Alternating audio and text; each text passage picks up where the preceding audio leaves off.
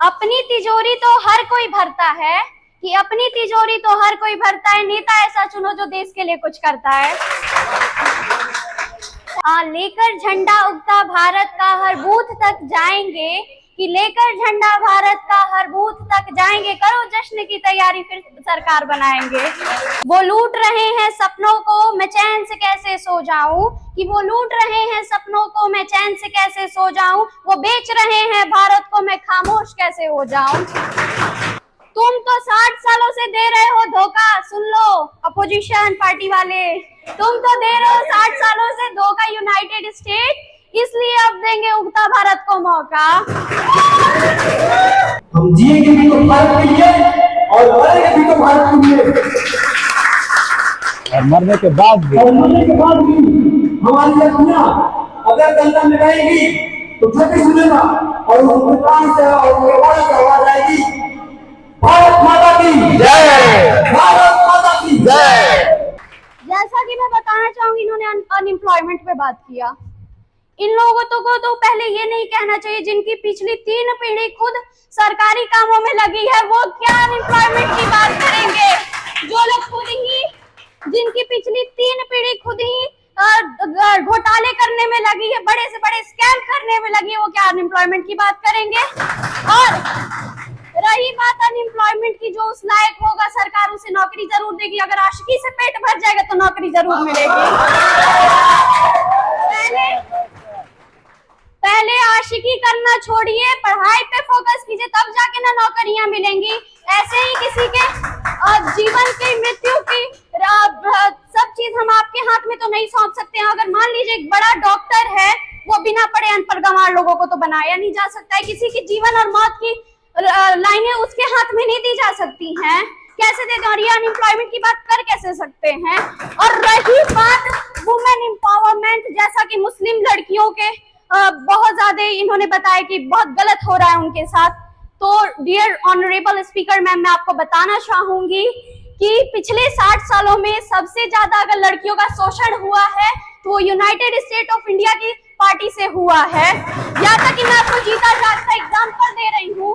United state of India के एक MP थे, मैं नाम नहीं लूंगी उनका, उन्होंने अपने आश्रम की नाबालिग लड़कियों का शोषण किया था, जिसके ऊपर उनके ऊपर केस हुआ था और उनको फिर जेल से छुड़वा दिया गया था। और 2018 में हमारी सरकार में उनको उम्र कैद की सजा दी गई।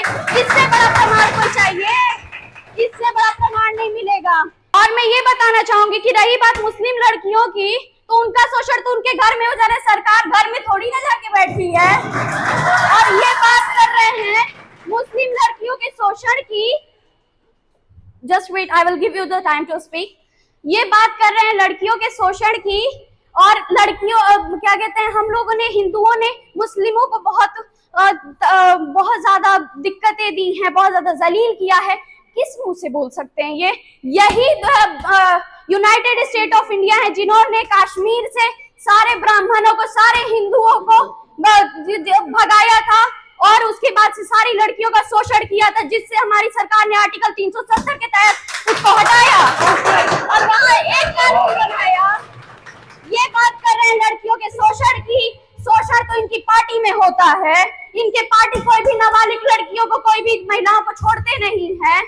कितनी दरिंदगी से ये लोग शोषण करते हैं। इनके यहाँ तो ये लोग जो बात कर रहे हैं कि मुस्लिम लड़कियों को अगर सबसे ज्यादा प्रोटेक्शन दी गई तो वो हमारी पार्टी ने दी है। और 3 तलाक तोड़ने का भी क्रेडिट हमारी पार्टी को जाता है। सबसे ज्यादा अगर किसी ने बढ़ावा दिया था 3 तलाक को, तो वो यूनाइटेड स्टेट ऑफ इंडिया ने दिया था। ये इसका प्रूफ है मेरे पास। Hello everyone, respected all the members of parliament and speaker ma'am, a very good morning to all of you.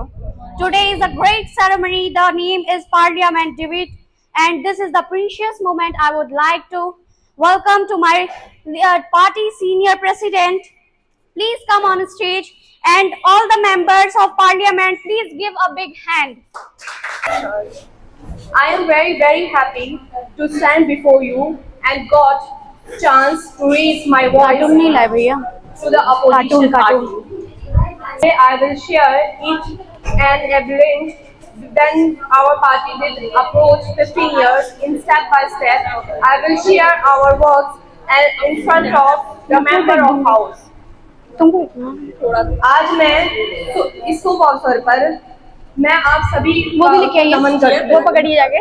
यह राष्ट्र जिसकी इतिहास गौरवशाली रहा है, हमारी सरकार हमारे देश जनता की आशाओं और हस्तक्षेप और प्रतीक उद्यत भारत के नेतृत्व में एक सशक्त, समृद्ध और सुरक्षित भारत का निर्माण के लिए प्रशस्त है। हमारी सरकार ने हम सबका साथ, सबका विकास, सबका विश्वास के मूल मंत्र पर अपनाकर हर वर्ग और हर क्षेत्र के स्थान का संकल्प लिया है। यह केवल एक नारा नहीं बल्कि हमारी शासन प्रणाली का प्रमुख उदाहरण है।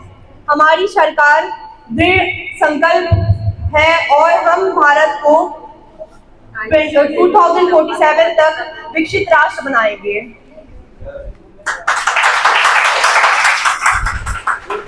जय हिंद, जय भारत, वंदे मातरम।